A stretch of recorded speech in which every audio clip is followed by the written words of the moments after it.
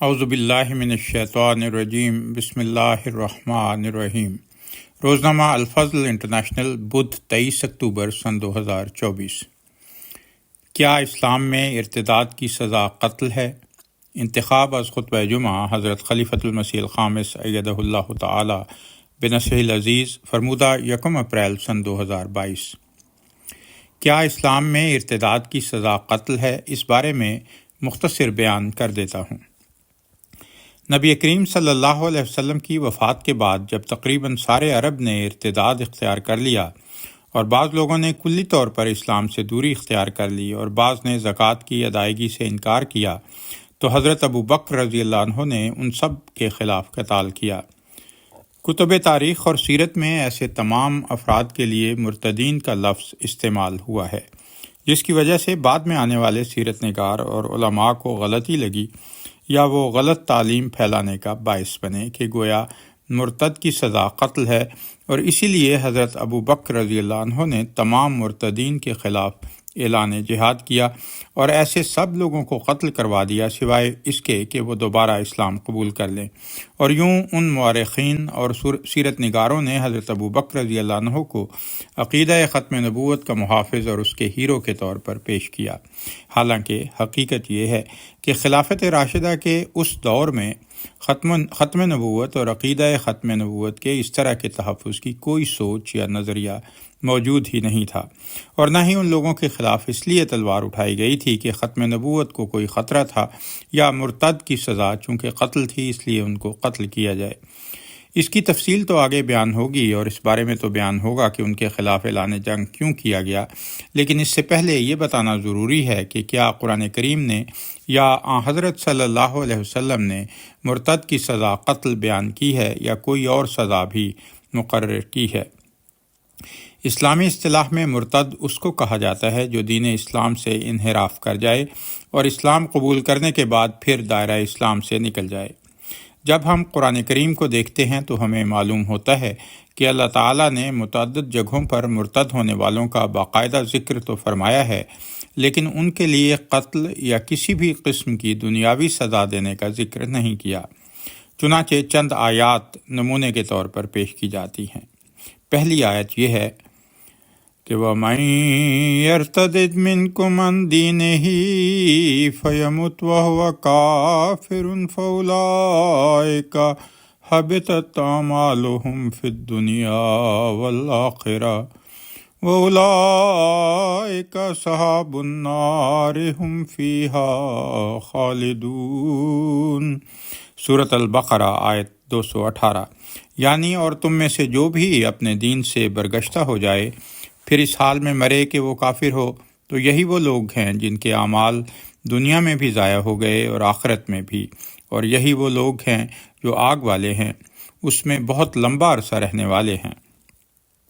اس آیت میں بیان ہوا ہے کہ تم میں سے جو کوئی مرتد ہو جائے اور آخر کار اسی کفر کی حالت میں مر جائے، اس سے خوب واضح ہو رہا ہے کہ مرتد کی سزا قتل نہ تھی، کیونکہ اگر اس کی سزا قتل ہوتی تو یہ بیان نہ ہوتا کہ ایسا مرتد آخر کار کفر کی حالت میں مر جائے۔ پھر ایک جگہ فرمایا یا ایھا الذین آمنوا من یرتد منکم عن دینہ فسوف یأتی اللہ بقوم یحبهم ویحبونہ اذلۃ علی المؤمنین اعزۃ علی الکافرین یجاہدون فی سبیل اللہ ولا یخافون لومۃ لائم ذالک فضل اللہ یؤتیہ من یشاء واللہ واسع علیم۔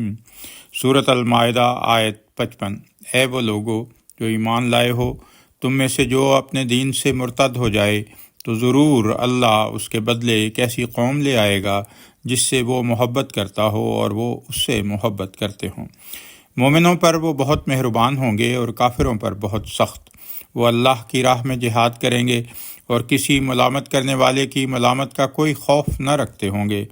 یہ اللہ کا فضل ہے، وہ اس کو جسے چاہتا ہے دیتا ہے، اور اللہ بہت وسعت عطا کرنے والا اور دائمی علم رکھنے والا ہے۔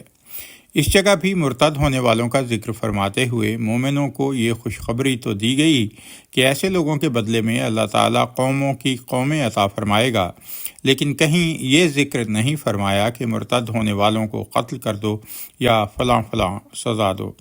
پھر ایک اور آیت جو کہ ہر قسم کے شکوک و شبہات اور سوالات کو ختم کر دینے والی ہے، وہ سورۃ النساء کی یہ آیت ہے۔ فرمایا ان الذین آمنوا ثم کفروا ثم آمنوا ثم کفروا ثم ازدادوا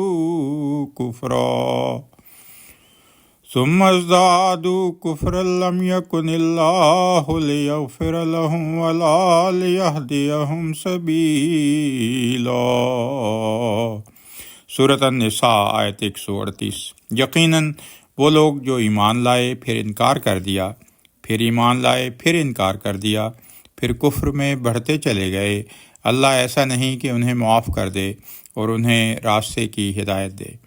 پس بڑی واضح نفی ہے اس میں کہ مرتد کی سزا قتل نہیں ہے، اور یہی تشریح ہمارے لٹریچر میں بھی کی جاتی ہے، اور مفسرین نے بھی اس کی وضاحت کی ہے۔ حضرت خلیفۃ المسیح الرابع رحمہ اللہ تعالی نے اس کی تھوڑی سی وضاحت اپنے ترجمۃ القرآن میں اس طرح فرمائی ہے کہ یہ آیت اس عقیدے کی نفی کرتی ہے کہ مرتد کی سزا قتل ہے۔ چنانچہ فرمایا اگر کوئی مرتد ہو جائے پھر ایمان لے آئے، پھر مرتد ہو جائے پھر ایمان لے آئے تو اس کا فیصلہ اللہ تعالیٰ کے سپرد ہے، اور اگر کفر کی حالت میں مرے گا تو لازمی طور پر جہنمی ہوگا۔ اگر مرتد کی سزا قتل ہوتی تو اس کے بار بار ایمان لانے اور کفر کرنے کا سوال ہی پیدا نہیں ہوتا تھا۔ قرآن کریم اردو ترجمہ از حضرت مرزا طاہر احمد رحمہ اللہ تعالی، صفحہ 158 حاشیہ۔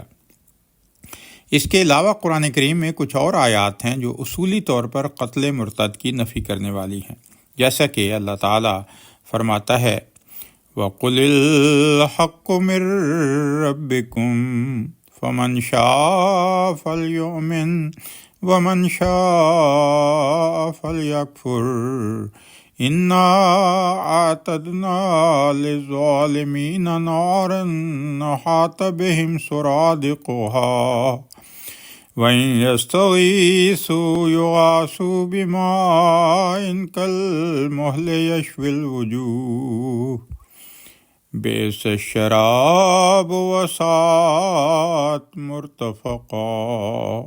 سورۃ الکہف آیت 30۔ اور کہہ دے کہ حق وہی ہے جو تمہارے رب کی طرف سے ہو، پس جو چاہے وہ ایمان لے آئے اور جو چاہے سو انکار کر دے۔ یقیناً ہم نے ظالموں کے لیے ایسی آگ تیار کر رکھی ہے جس کی دیواریں انہیں گھیرے میں لے لیں گی، اور اگر وہ پانی مانگیں گے تو انہیں ایسا پانی دیا جائے گا جو پگھلے ہوئے تانبے کی طرح ہوگا، جو ان کے چہروں کو جھلس دے گا۔ بہت ہی برا مشروب ہے اور بہت ہی بری آرام گاہ ہے۔ دین میں کسی قسم کے جبر کی نفی کرتے ہوئے فرمایا لا اکراہ فی الدین قد تبین الرشد من الغی فمن یکفر بالطاغوت ویؤمن باللہ فقد استمسک بالعروۃ الوثقی لا انفصام لہا واللہ سمیع علیم۔ سورۃ البقرہ آیت 257۔ دین میں کوئی جبر نہیں، یقیناً ہدایت گمراہی سے کھل کر نمایاں ہو چکی، پس جو کوئی شیطان کا انکار کرے اور اللہ پر ایمان لائے تو یقیناً اس نے ایک ایسے مضبوط کڑے کو پکڑ لیا جس کا ٹوٹنا ممکن نہیں، اور اللہ بہت سننے والا اور دائمی علم رکھنے والا ہے۔ قرآن کریم کی کچھ آیات بطور نمونہ پیش کی گئی ہیں جن میں دین کے نام پر کسی بھی قسم کی سختی، جبر اور سزا کی نفی کی گئی ہے، اور مرتد ہونے والوں کا ذکر کر کے کسی بھی قسم کی سزا کا ذکر نہ کرنا ہماری رہنمائی کرتا ہے کہ مرتد ہونے والے کے لیے شریعت اسلامی کوئی جسمانی اور دنیاوی سزا مقرر نہیں کرتی۔ اسی قرآنی تعلیم اور نظریے کی مزید تائید اس سے بھی ہوتی ہے کہ قرآن کریم میں جگہ جگہ منافقین کا ذکر موجود ہے، اور منافقین کی برائیاں اس قدر زور سے بیان کی گئی ہیں کہ کفار کی برائیوں کا بھی اس طرح ذکر نہیں۔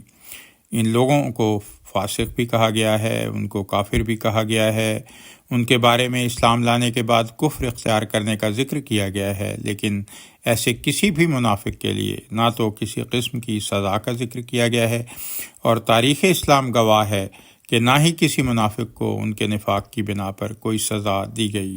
چنانچہ منافقین کا ذکر کرتے ہوئے قرآن کہتا ہے، قُلْ أَنفِقُوا طَوْعًا أَوْ كَرْهًا لَّن يُتَقَبَّلَ مِنكُمْ إِنَّكُمْ كُنتُمْ قَوْمًا فَاسِقِينَ وَمَا مَنَعَهُمْ أَن تُقْبَلَ مِنْهُمْ نَفَقَاتُهُمْ إِلَّا